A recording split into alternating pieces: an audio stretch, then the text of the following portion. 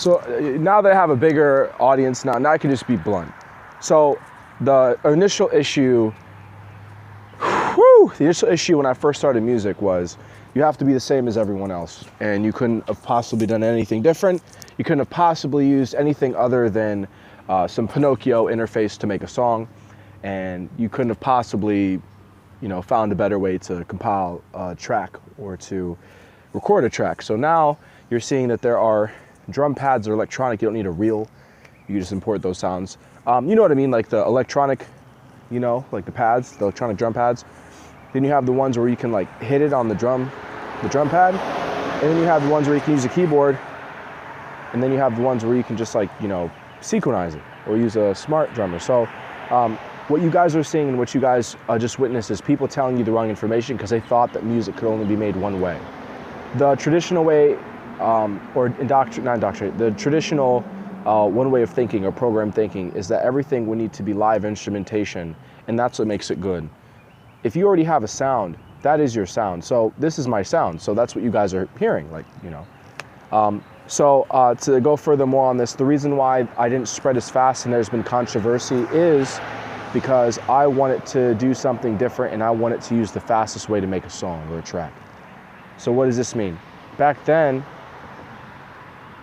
right, here's another one. So they're basically telling everyone everything's the past. I don't know if that's a snake term, but a lot of people, before they've looked at something, listened to something, or done it themselves and seen the results or go off the study or the statistics or the salary cap or the industry and what they've said, they want to go off of their own perspective and they want to force everyone else to believe their perspective. So what does this mean? Music, you make salary. So if you go on Google and you look up how much money musicians make, we all make money. The program thinking, or the program way of thinking is that I didn't do music, or I don't do music. And that's why I'm outside. That's why I'm showing people, like, it's in the store that you can see he's making money. You see that he just released a song. He is making money, and I can go and ask Drake, and he owns a record label, and so do all the other people in music, and don't you guys make money? And they'll say, yeah, we make money. You say, how much? And they say, we make a lot of money. And a lot of money means this is a class of artistry where you become the average after time. So it's like if Drake makes a lot of money, they become the average of Drake. So if you join, you become the average. So I'm in it. I've been in it for 10 plus years. 2013, I was a junior in high school making beats and recording professionally. And then it's 2023 as of this video. So that's 10 years of recording. So if you look at patterns, and if you trust my exact words, if you look at the comparisons, like artists, I've been doing music for 10 years. Like as of now, like it's been 10 years so far. So more than 10 years, because this is gonna keep spreading. So if I've been doing music for more than 10 years and I'm 100% independent, you can start to see who I'm like. The reality I wanted to kind of impress people with was, G-Eazy used TuneCore, so you can see he made money. Russ made money on TuneCore. You see he made money. And there's a reality to being independent, which means you get your check back if you have a real fan base. So you'll start to see, at what song count did Russ make a lot of money? Or did Russ get famous, or did Russ see a massive return? It's the same reality for every artist if you do it right the first time. Here's the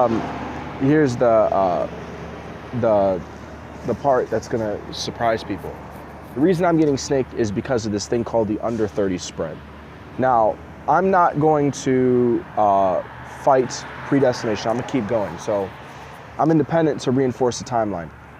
G-Eazy or Gerald said he was on Forbes, and they've all spoken about their music. So you'll see in this whole discography thing, you'll see similarities between my music and the people who are really successful that you aspire to, that were independent and through TuneCore, and then may have used a distribution deal and have full creative control.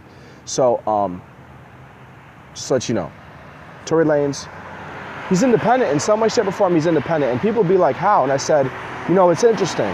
And it took me a long time to see the authenticity of that. Independent meaning like it's not just like one way to be independent, or independent meaning like there isn't just one set in stone, you know what I mean, like way to call your own shot. So you are the boss pretty much when you're independent. You're not someone's slave. So you see that I just want people to understand. Record label, you are a record label. That's independent. Like, you are calling your shots. That's the term of it. You are in charge. You are the president of it. You are the guy that receives a lot of money. So that's kind of what you look for, the guys that are like making a lot of money. If you are a record label, you should have a big house, right? Because you're like a president. So Drake has the embassy, Drake has a jet. People are rich, they're making money. So one more time, these are my exact words. The under 30 spread is what I'm focused on. So I did this backwards. I said these things to spread so that really, really, really smart people would be held accountable to, like, you say the same thing every day and we're hypocrites if we denied what he's saying. So the under 30 spread is the predestination of a genius. If you watch the movie Iron Man, watch Iron Man 1 again, and you look at Tony when he's younger, when he's like with his hands, you know, and all this stuff, you know. I'm making points, like, he's younger, they feature him, and then you see him with his hands, you know, in a magazine, and they're trying to show people that Tony Stark, right, was on the under 30 because he was a genius and he went to one of the best schools in the country. So I went to one of the best schools in the country, and you are seeing the predestination of a genius. So that is the predestination, which means even if you didn't want, or even if they kept doing bad things, you would still end up on the under 30 because you're a genius. And a genius, meaning if you're on the under 30, you're like Batman, you're like Tony Stark, you're a thinker, you're a mastermind, you're a very intelligent person. So that's kind of like you could beat Superman pretty much. Like, that's how smart you are. So the reason why I wanted to accomplish the under 30 spread, or the under 30, which means you just make a lot of money in Forbes at a young age, is because a lot of people will look at their life and they'll be like, I would have had to start my life over to achieve that. Why is it important for me to accomplish the under 30? It's one of the most hardest percentiles to ever accomplish on your own. Why is it important for me to be on the under 30? This is the first quarter of my life, and the affirmation is you made more than X amount of money in your 20s. That's extremely difficult to do. You'd have to do everything right, and you would need to be somewhat famous, I think, to get it off the ground. But it is so hard to do that.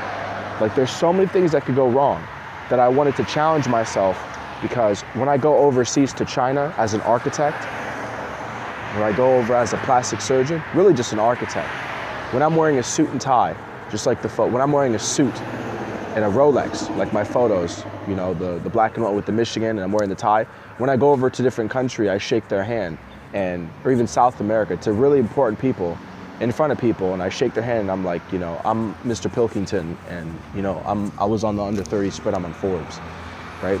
This affirmation is very powerful. You could talk to the Prime Minister, you are an important person in society. If something bad happened and you said something, you would be like, it'd give you the time of day. So the under 30 is a percentile that I think impresses a lot of people outside the country, specifically China.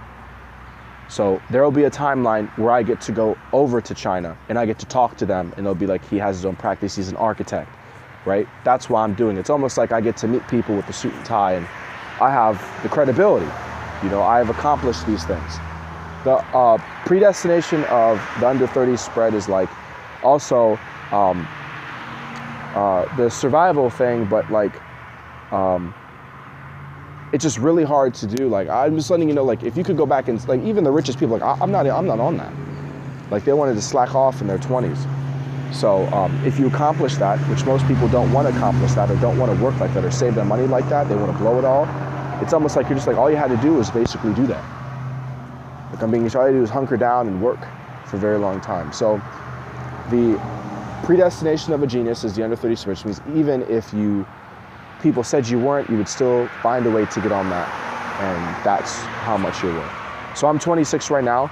Gerald and G-Eazy, we're both on TuneCore. I was on TuneCore. I'm using DistroKid now because that's a new platform, and they're helping me build this.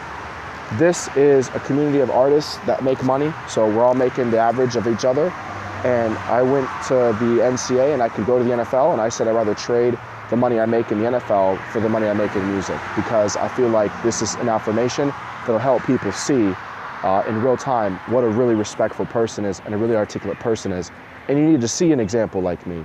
An example is someone has financial freedom to be able to help people and not to be at the mercy of other people telling him who he is. So I'm exchanging the NFL for my dream, what I just said in this video. So that's why I'm in this.